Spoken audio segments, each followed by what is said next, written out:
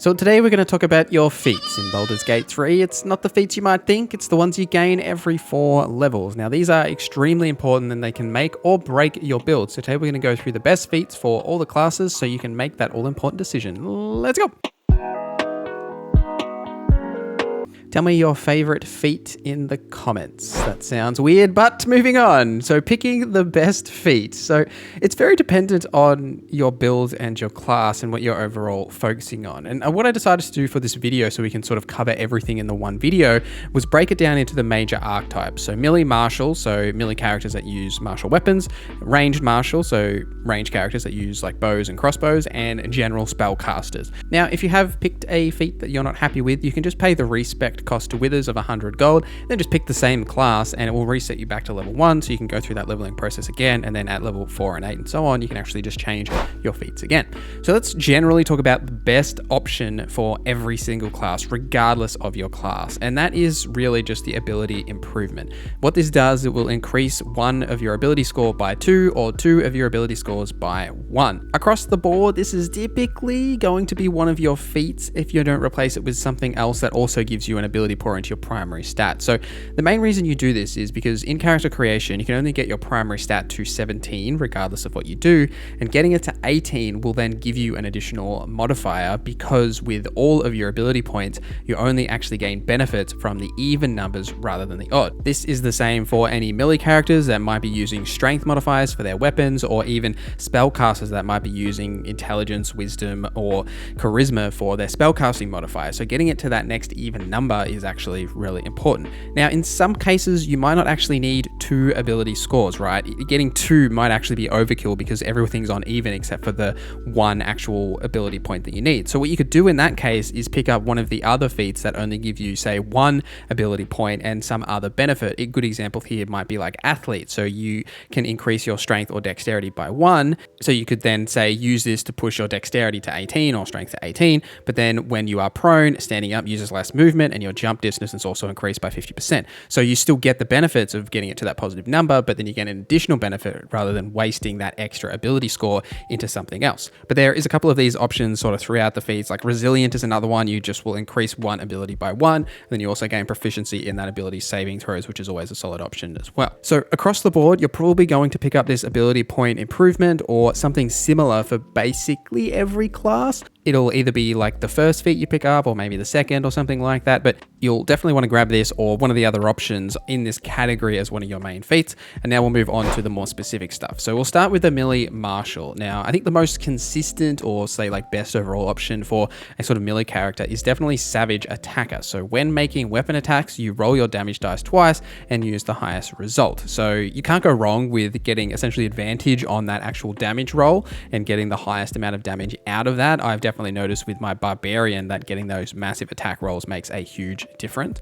I would also consider picking up something that maybe is more specific to, say, the weapon that you're using, something like defensive duelist. So when you were attacked with a melee attack while wielding a finesse weapon that you're proficient in, you can use your reaction to increase your armor class, or say dual wielder. So you can use 2 weapon fighting if your weapons aren't light, and you also gain 1 bonus to your armor class. It's good for, say, like a dual wielding barbarian or something like that. And great weapon master is another one of that fits this category. So when you attack with a melee weapon and it lands a crit or kills a creature, you can make another weapon attack as a bonus action that turn. So for classes that have, say, like a fighter or a barbarian or even a paladin that have an extra attack, let's say that you use those 2 attacks, you kill something, then you, as a bonus action, you can make a 3rd attack on top of that, right? And with that same feat, with a -5 to your attack rolls, you can also just increase the damage of that attack by 10, and you can't really go wrong with just increasing your overall weapon damage. So definitely pick up something that's relevant to the weapon you're using, or something like savage attack.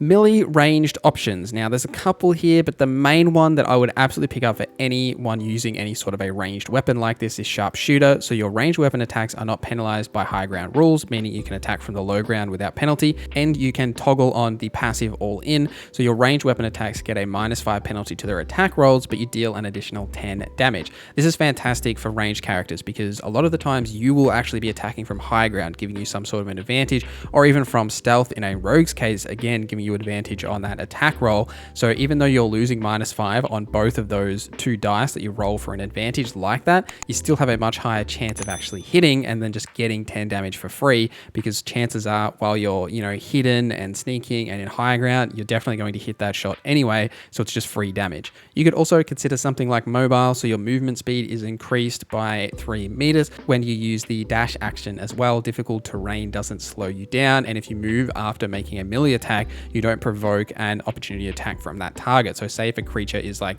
within your melee attack range, let's say you're dual wielding daggers or something like that, you could use an offhand attack on them, and then you can move out of their range without triggering that opportunity attack if you want to say get away from them, so then you can use your actual weapon in those sort of instances. There isn't heaps of like ranged weapon specific options like this, but there's one more that I would consider, but we're going to talk about that in the spellcasting section as well, because I think it's relevant for both. But so talking about those spellcasters, the best overall here is probably going to be Elemental Adept. So your spells gain resistance to a damage type of your choice, and when you cast spells of that type, you cannot roll a 1. And the options here are Acid, Cold, Lightning, Fire, and Thunder. Fire is definitely the easiest one to get off because there's so many good fire spells in the game, like Firebolt, Fireball, Scorching Ray, etc. There's plenty of good options there. There is in the other categories as well. It's just I find fire to be the most consistent. But the benefit here not only is that you cannot roll a 1, so you'll always do slightly more damage, but also the fact that it gets rid of the resistance of that from the enemy. So say if an enemy is resistant to fire damage, you can still actually use fire damage on that target and still get a solid amount of damage on that. Plus you can't roll a 1 on that damage, so it's still beneficial there. This is really good just so you can consistently get damage off, especially of a specific type, because can't tell you how many times in this game like you use a spell on an enemy of a specific element and it does like no damage, and then you check the examine, you're like, oh, they're immune to that type, or oh, they take less damage, right? This really helps with things like that. It also helps just not only with your consistency of damage, but say if you're built for a specific damage type, like you're using armor and stuff that gives you benefits to a specific damage type, that also helps for that as well. Spell Sniper is another good option. So you can learn a cantrip here, which if you don't have it, you should absolutely pick up Eldritch Blast, and the number you need to roll a critical hit while attacking with spells is reduced by 1. So if you roll a 19 or a 20, you will then actually critically hit that target. So you get benefits from that plus an additional cantrip,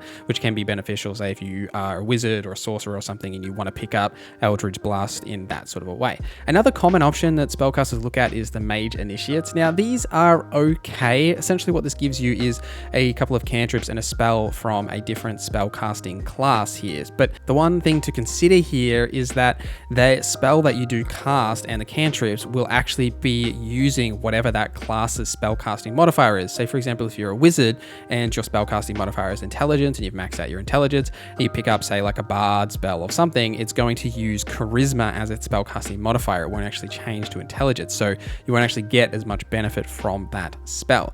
You're basically better off multi-classing into that class than using the Mage Initiates unless there's something specific you're looking for. But in most cases, I probably wouldn't recommend using the Mage Initiates unless you're one of those classes like say a bard that has a matching charisma spellcasting modifier with a warlock. So maybe you'll go into the warlock line to pick up Eldritch Blast or some other spells in that line as your feat option. But it just sort of depends. It's just worth noting that if there is something specific you want, just pay attention to the spellcasting modifier. Now the one that I wanted to mention that is in both the melee and the spellcasting is Alert. So you gain a +5 bonus to initiative and you can't be surprised. Now this is good sort of for like any class really, but it's really good for those classes that have a low HP and a low armor class, because you can sort of get destroyed in a single turn if you are ambushed and surprised. And also even if you're not surprised, right, if you just start a combat encounter and your mage is like in the middle of all the enemies, they're going to attack them first, especially if they're like your main talker because they're like the player character. So getting that extra bonus 5 to initiative means you can not only attack first but get out of the way first, and then you also can't be surprised, so you won't actually be snuck up on that way. But let me know your thoughts down in the comments below. What are your favorite feats? Thank you guys for watching this video till the end. Thank you to our members for supporting the channel. My name is NorZZa and I hope you have a great day.